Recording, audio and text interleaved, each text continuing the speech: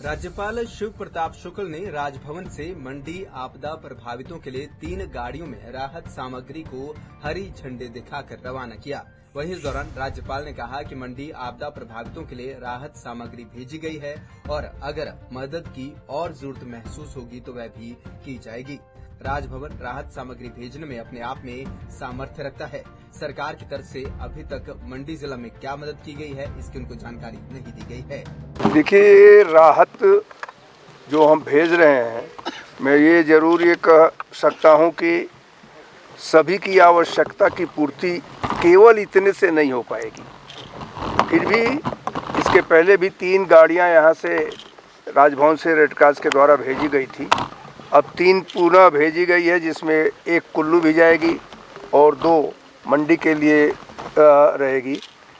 इसमें हम ब्लैंकेट भी भेज रहे हैं, तिरपाल भी भेज रहे हैं और इसके साथ साथ फैमिली टेंट भी भेज रहे हैं और सोप है, माचिस है, अगर ये मोमबत्ती है, इसके साथ साथ बिस्किट है, रस्क है, ये सब जो है हम यहाँ से भेजने का काम कर रहे हैं।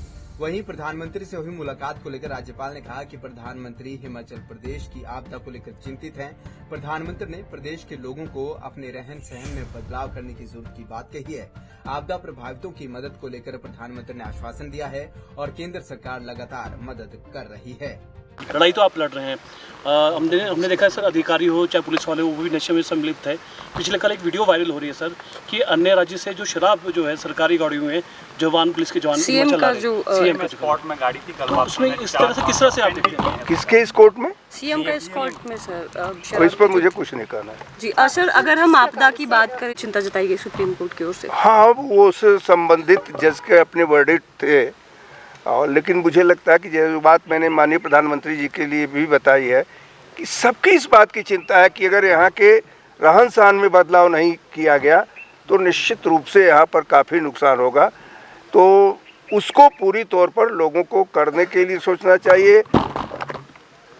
अन्य जो बातें हैं, सरकार अगर केंद्र के समझ कुछ रखना है तो जा कर के रख सकती है। राज्यपाल के लिए खरीदी गई नई गाड़ी को लेकर उन्होंने कहा कि नई गाड़ी क्यों खरीदी गई है, सरकार को यह भी बताना चाहिए था। नियमों के मुताबिक पुरानी गाड़ी दिल्ली में नहीं चल सकती थी, इसलिए सरकार ने नई गाड़ी ली है। दिल्ली में एक नियम लागू हुआ है, जिस नियम के अनुसार जो गाड़ी दिल्ली में है वह गाड़ी अब वहाँ नहीं चलाई जा सकती। यहाँ की पुरानी सिस्टम है कि उस दिल्ली में जब गाड़ियाँ यहाँ से जाती है तो दूसरी गाड़ी लेनी पड़ती है। उस नियम के अनुसार हमने पूछा तो नहीं कि यहाँ की गाड़ी कितने वर्ष की हो गई, लेकिन इतना ज़रूर है कि नई आएगी तो फिर ये गाड़ी जब दिल्ली जाएगी तो दिल्ली चलने लायक हो जाएगी। इस नाते यह परिवर्तन का हो रहा है। मुझे लगता है कि जब बात ये आई कि 5 साल बाद गाड़ी बदली जाती है तो उसमें इस बात को भी कहा जाना चाहिए था कि दिल्ली में गाड़ी बदलने के नाते ये बदलाव हो रहा है। कोई हमें इस प्रकार की आवश्यकता नहीं है।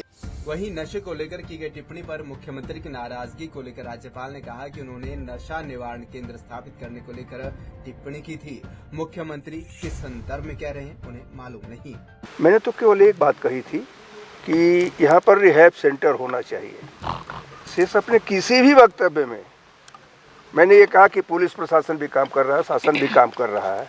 अब मुख्यमंत्री जी किन संदर्भों में कहे हैं उसको मैं नहीं बता सकता हूँ, उसका जवाब तो वही दे सकते हैं। पंजाब केसरी टीवी के लिए शिमला से अली की रिपोर्ट।